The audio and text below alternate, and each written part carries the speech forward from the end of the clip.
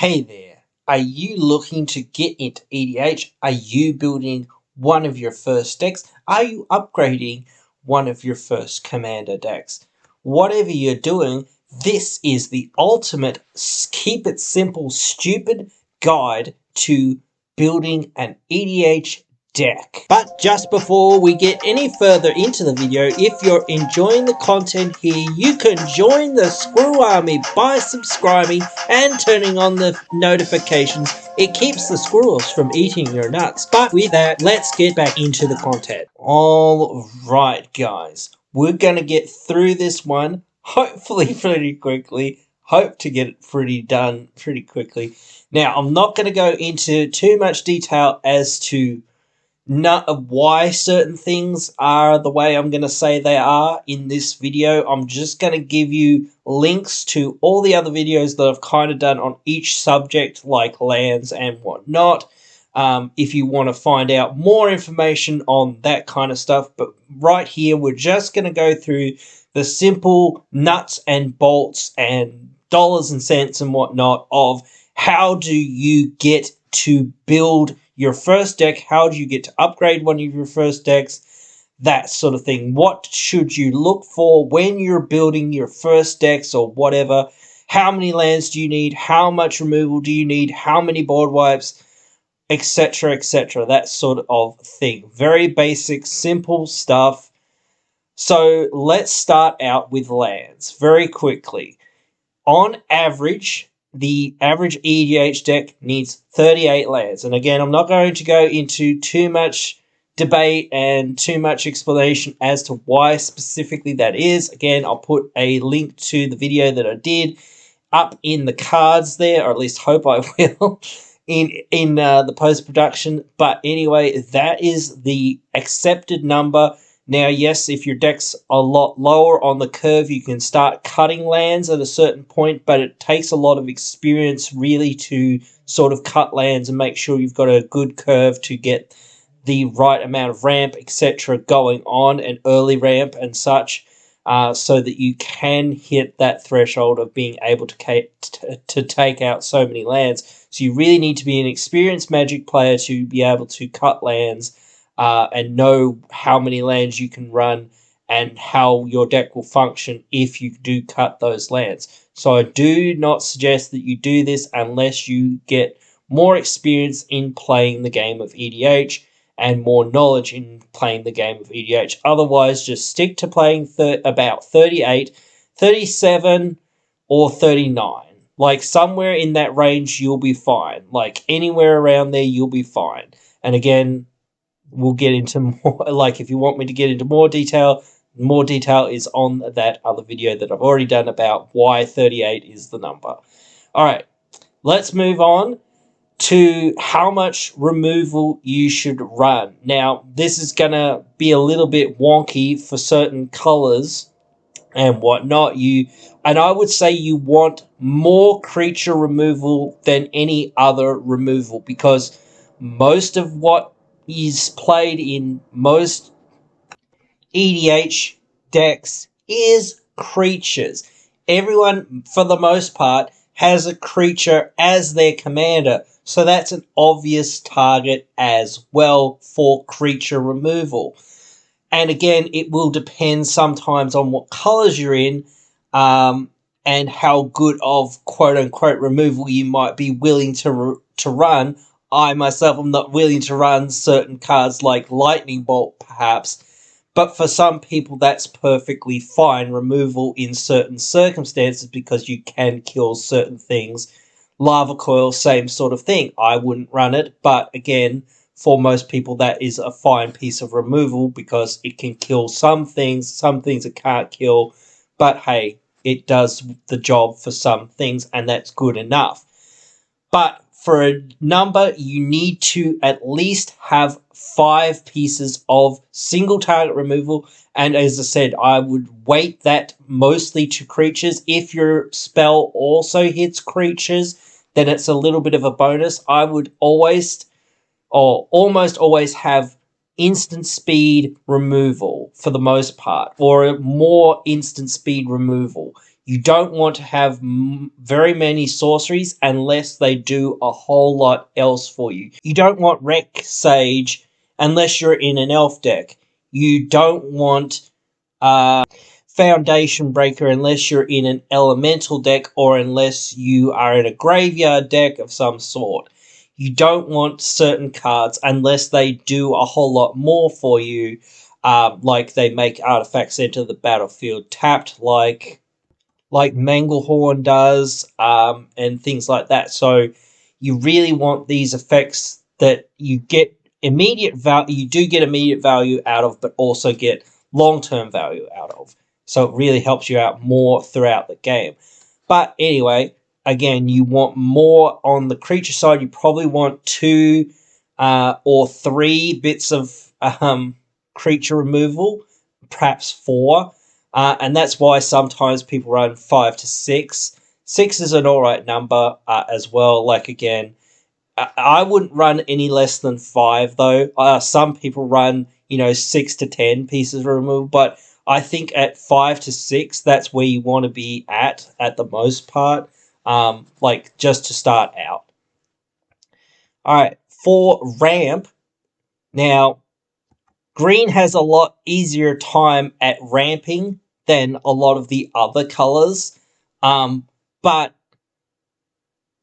you still have ramp in other colors. You mostly have to rely on artifacts, and you mostly have to rely on kind of hoping to get to the late game and make sure that you hit your land drops to sort of keep up with the ramp in the later game, because like a lot of wraths sort of happen, and a lot of wraths will destroy artifacts and things as well, or people will just destroy artifacts as well, as a whole, because, well, there's so many other powerful artifacts out there, and the, just generic mana rocks and whatnot get swept up in that. Not that, the mana dorks that are in green sometimes don't get swept up in board wipes either, but they're so good and so useful early that it's not that big of a deal to them to lose those creatures. And anyway, you want at least 10 pieces of ramp. Now, I would suggest that most of your ramp be between 1 and 2 mana for the most part, but that is my overall suggestion. If you have to take 3 mana ramp, that is fine as well. I wouldn't take anything above 3 mana unless your deck is a very extremely specific type of deck, or unless it's essentially a mana doubler for you. Those are the only times that I would consider something that is essentially a mana rock for you, that is over 3 mana, because if it doubles your mana, then it might be worth it if you're playing in the right power level.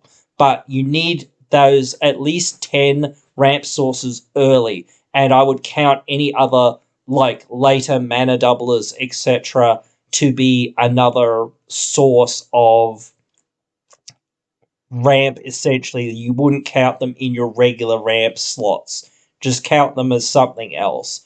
Or whatever other utility perhaps that they give you, if they give you any. Like, some cards give you a buff to your creatures, so I would count that to buffing your stuff and things like that, or vigilance, etc. Even that I consider like a buff, because, abilities are buffs, essentially. But anyway, let's quickly touch on board wipes. Now, board wipes are a bit different from removal in a sense, but they're not a huge leap away from removing. Instead of removing one thing, you're removing lots of things, if not all things. I would run 2 board wipes at minimum. If you want to run 2 to 3, maybe 4, that will be fine.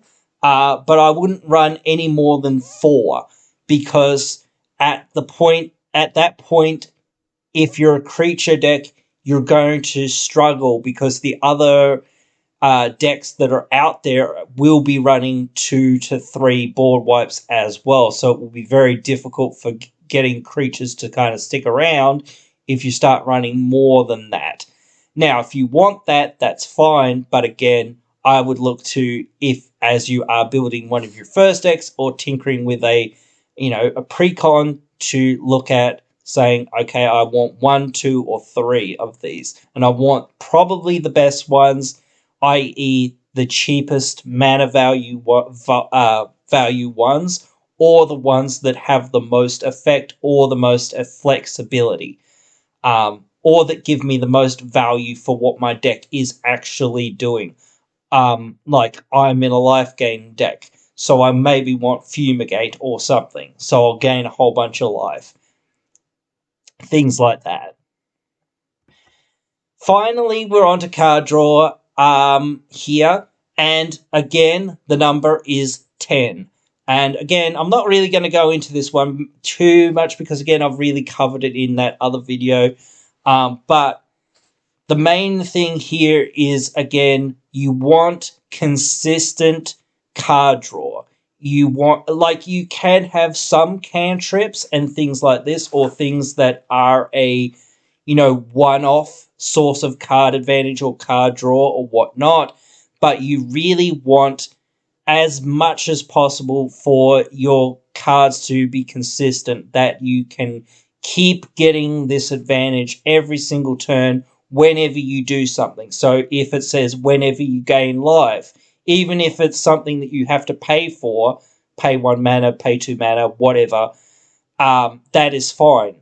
Like, it's not the best thing in the world to have to pay mana into something. Like, that's what they call a mana gate in a lot of the design features and whatnot. But again, it is one of those things that you have to sometimes put up with being on certain cards, because it's a lot more powerful to draw cards whenever you are doing the thing that your deck is doing for the most part, than just drawing 1 card per turn, because you can draw 3 or 4 cards per turn or whatever it is once your deck is set up and doing things, and that sort of thing. So, or whenever an opponent does something.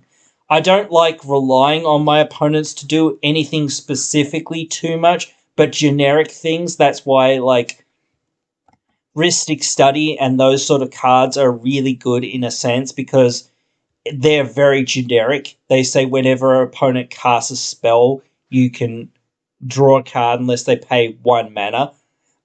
So those effects are really strong, even though I'm not a huge fan of them.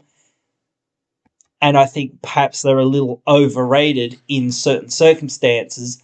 But hey, it is what it is, because I don't like relying on my opponents to do anything for me. I like relying on my own deck synergy to be the thing that is doing me the things that I want it to do, rather than I hope my opponents just cast spells into this and I hope I remember the trigger or whatever, or whatever, all that sort of stuff. So yeah, but that's just me.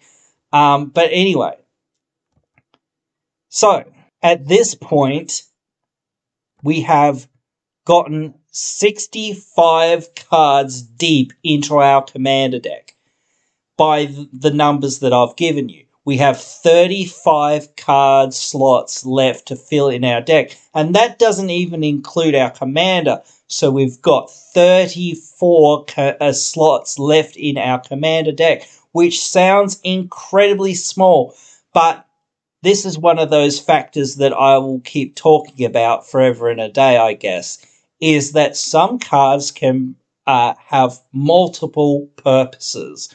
So there's a couple of black cards and a couple other cards that are out there that are wraths, but also draw you cards. So there are other effects that help you out in other ways that are one thing and also another thing. It's a creature and it's a removal. Like I said, Rex Sage, etc. They are creatures, so they can fit into your deck, and it might just be that extra piece of removal that you're just slotted in there, and it might not be, again, the best option sometimes, but it's there, and that's what you've kind of got. So again, it can do the purpose of being removal, but it can also do the purpose of being a card in your deck that you might need to play as, okay, I have Beast Whisperer or whatever. Well, I need a creature to play to activate the Beast Whisperer. Even if I've got the Beast Whisperer that says I draw cards when I play creatures or whatever, I actually need a creature to be played for me to draw said cards. So it's one of those things. It's sort of a catch-22. Some of these cards don't, quote-unquote, do the thing on their own, but when they start generating you a whole lot of value each turn, they start doing a whole lot of work. So they are very useful in that regard. So again, once you get down to this point, you've got to have mostly synergy pieces and things that accentuate what your deck is doing. So things that enable the strategy and things that enhance the strategy. So those, if let's take an example, just to, put this together. If you're building a deck, let's say I'm building a +1/+1 counters deck. Now, some things you might want more of. I would say the enablers, the things that actually enable the strategy of what you're doing, at least probably 5 to 10, somewhere in there of each. And then maybe 5 enhancers.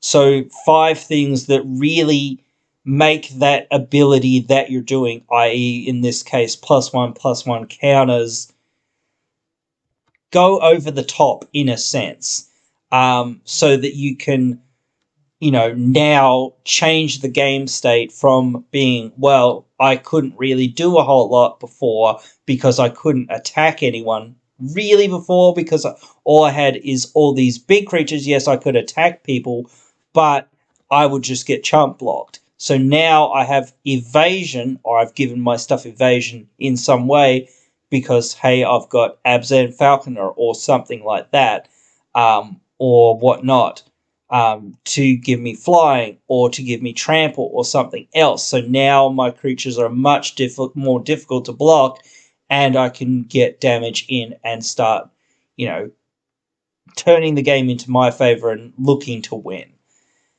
Enablers are more like Cathar's Crusade and things like this in this case, where it enables the strategy of putting +1/+1 counters onto your creatures. And I'm just, again, spitballing that because, hey, I was recently building a +1/+1 counters deck.